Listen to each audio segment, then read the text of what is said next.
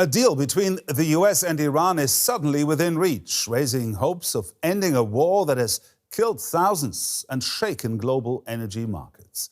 Overnight, we've had a major shift in tone. US President Trump says a framework agreement with Iran to end the war is, quote, largely negotiated, with final details expected within hours, possibly later on Sunday. That sounds like a breakthrough. But there's a catch. The two sides are already telling very different stories. From Washington, the message is clear. The Strait of Hormuz could reopen, shipping could resume, and tensions could ease fast. From Tehran, the signal is more cautious. Even with an agreement, Iran insists it would still control the waterway, including who passes through, how, and under what conditions. Here's what U.S. Secretary of State Marco Rubio had to say earlier today.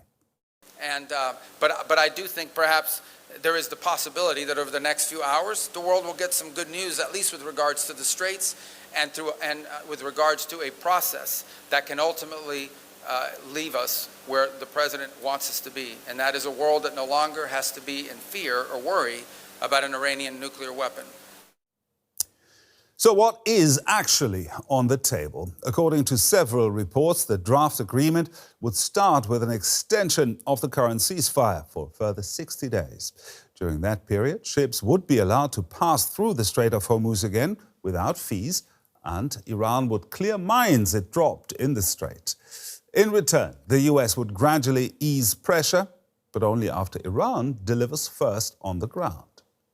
Keep in mind, this is not a final peace deal, but a memorandum of understanding, a phased framework, starting with a ceasefire extension designed to buy space for tougher negotiations, especially on Iran's nuclear program. So don't expect a quick reset. Full oil flows through Hormuz may not recover until well into next year.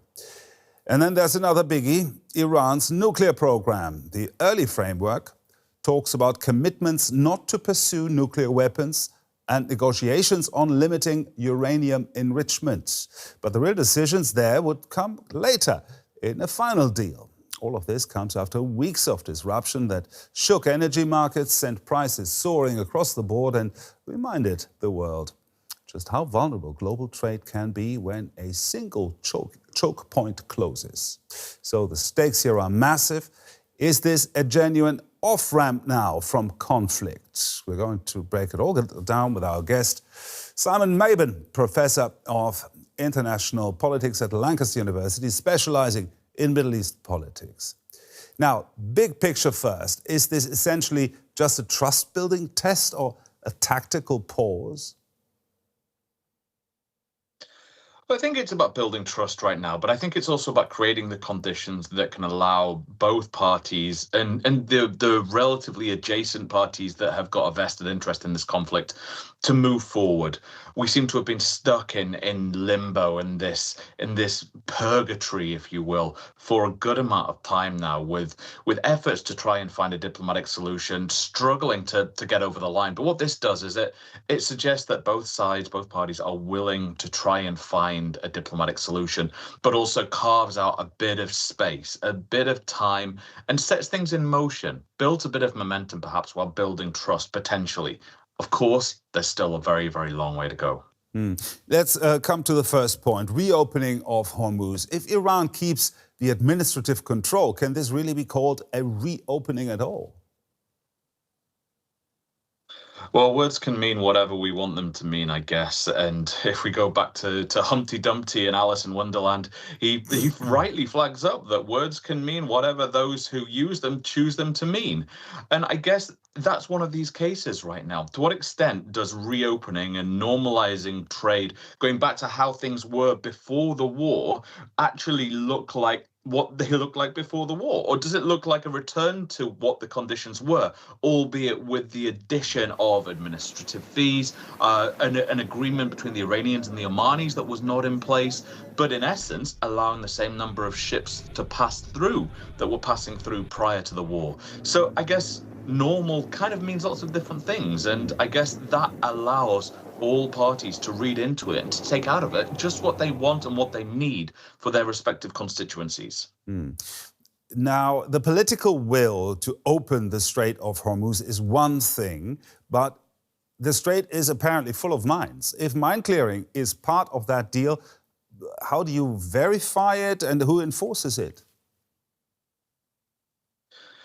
Well, I guess that's one of the things that needs to be addressed in the actual scope of this MOU and in the fine print, if you will. I would assume that there would be some type of international body to verify and to actually ensure that Iran is remaining true to its word. But I would also imagine that Iran would like to remain true to its word because the terms of the MOU, as we are led to believe, are reliant and contingent on Iran actually manifesting what it has said that it wants to do. So in order for the money to be released, the frozen assets to be released, if you will, then Iran actually has to remove the mines and reopen the strait. So I would imagine it's in the Iranians' interest to do this, but it's also in the interests of the United States, the Iranians, other Gulf states, Israel, the global economy for that matter, for this to be verifiable. And that's where I imagine we might start to see other global powers starting to be involved in this sort of thing. And we know that the British, the French, the Europeans have said that they would be interested in helping out with a clearance of the mines from the strait. So perhaps that's an option. We just don't know until we see the fine print of the deal. If Israel pushes back, especially over Lebanon, how big of a risk is that to the whole deal holding? Well, this is my big worry, I think. What's happening in South Lebanon continues to be morally abhorrent and causing huge levels of catastrophe, huge loss of life, huge devastation and destruction of the very way of life of people across Lebanon. But as we're led to believe, a ceasefire in Lebanon is a fundamental part of this step moving forwards, the MOU. Now, we've been here before, not so long ago when there was talk of a ceasefire between Iran and the United States. Lebanon was supposed to be included, or at least many of the parties believed that it was to be included in the deal. And yet Israel decided that the ceasefire was to be between Israel and the Lebanese state, with whom it wasn't at war. And so it continued to have this military confrontation with Hezbollah. Now, it seems that under this MOU, that fighting between Israel and Hezbollah has to end. But that is not in Netanyahu's interests. We've seen the Israelis occupy huge swathes of land in the south of Lebanon. We've seen vast destruction of South Lebanon. And that creates the conditions whereby there's a great deal of anger, great deal of suffering. And it also suggests that is not really something that can be easily sort of undone. So I would worry that including South Lebanon in this, and including Lebanon, the war between Israel and Hezbollah, which is a fundamental part of the MOU, is also perhaps the biggest sticking point and the area where spoilers can undermine the deal in the most easy and most likely way. Talked about the big obstacles. Let's take a look at probably the biggest issue. That's the nuclear question. A spokesman for Iran's foreign ministry has said this today. Let's quickly listen in. At this stage, we will not discuss the details of the nuclear issue.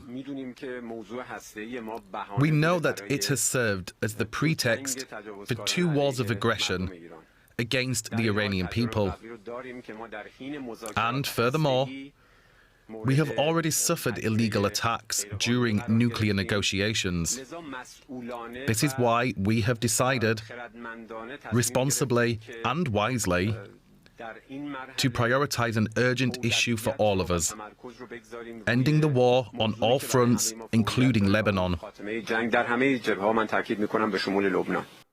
Lebanon, of course, a very important point, but the no nuclear weapons condition that is in this memorandum of understanding sounds very strong, but the fine print matters here as well, right?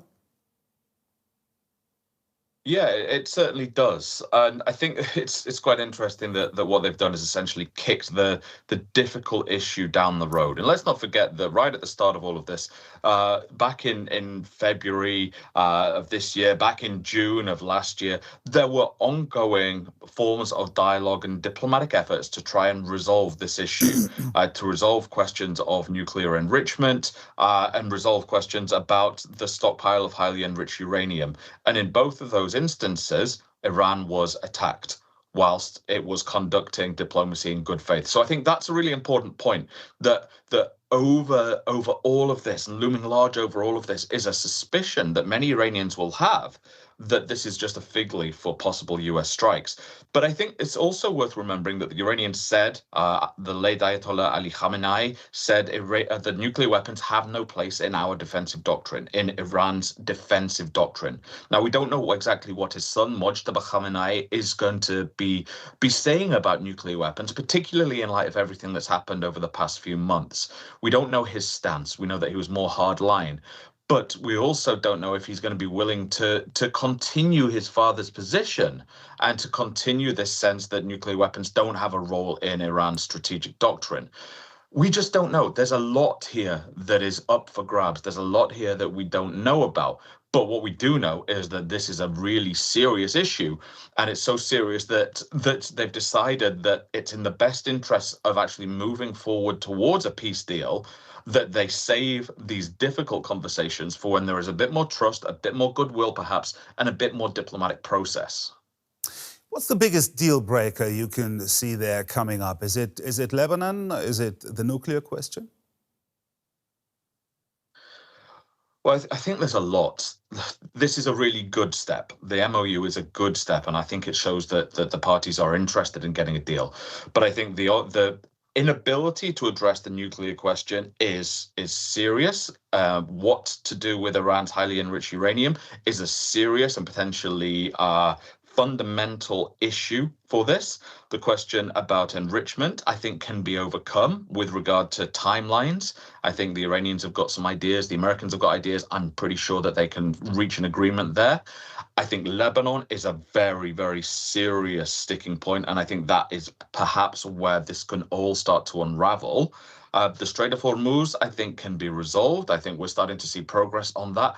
I think the thing that we've not touched on, and the thing that worries me slightly, is the capacity for spoilers on all sides to start to undermine this deal.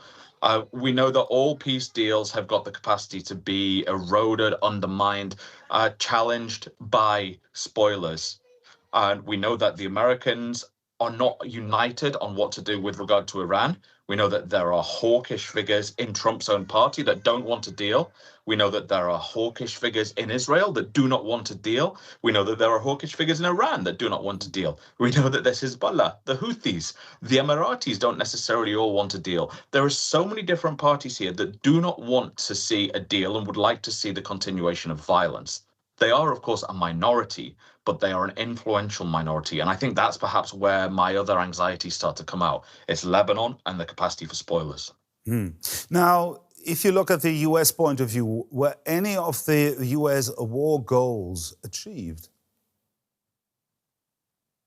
I think it depends who you ask here. If you ask Donald Trump, he would say, yeah, we've destroyed and decimated Iran's military. We've destroyed its nuclear program. We've done X, Y, and Z.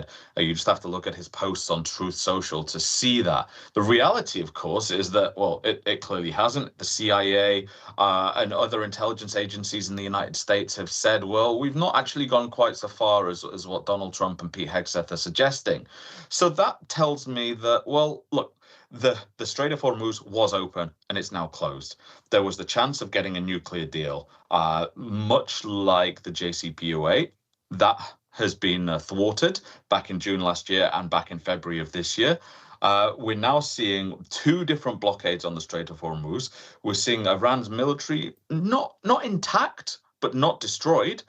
We're seeing that it's got the capacity to do things. We're seeing Hezbollah is still in operation. We're seeing the Houthis who are still in operation. We're seeing the Hashd al-Sha'bi in Iraq who have been increasingly involved, still able to exert influence. So if you look at those US goals of preventing Iran from getting a nuclear weapon, of reopening the Strait of Hormuz, which was open, and stopping Iran's so-called quote-unquote proxy network, none of those have been met, at a catastrophic cost and a destructive, devastating cost to the people of the Middle East. Now, final question. If this collapses before 60 days, what's the most likely next step? Escalation, or will there have to be another diplomatic push? But I think that what we're seeing with this MOU and over the past couple of days is we've seen a huge amount of diplomatic work being put in, not just by the Pakistanis, the Americans and the Iranians, but also by the Emiratis, the Saudis, the Qataris, the Egyptians, the Omanis, the Chinese, and others. And I think that tells you something, that there is a concerted diplomatic effort. There's concerted pressure to get this deal to happen. Now, whether it's finalized or not, obviously, is going to take a huge amount of work and a huge amount of trust to be built up. But the fact that all these different states across the region are invested in it and have put a lot of time and energy and diplomatic capital into getting a deal tells us quite a lot, I think.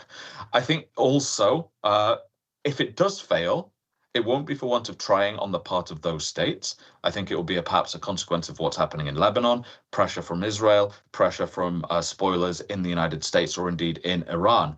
But that will, worryingly, I fear, lead to another escalation. And we've seen Donald Trump with his posts on Truth Social that have got a genocidal intent of destroying a civilization, and all of these really violent, insightful comments suggest that that possibility, that capacity for a strike of devastating consequence is there and is firmly in his mind.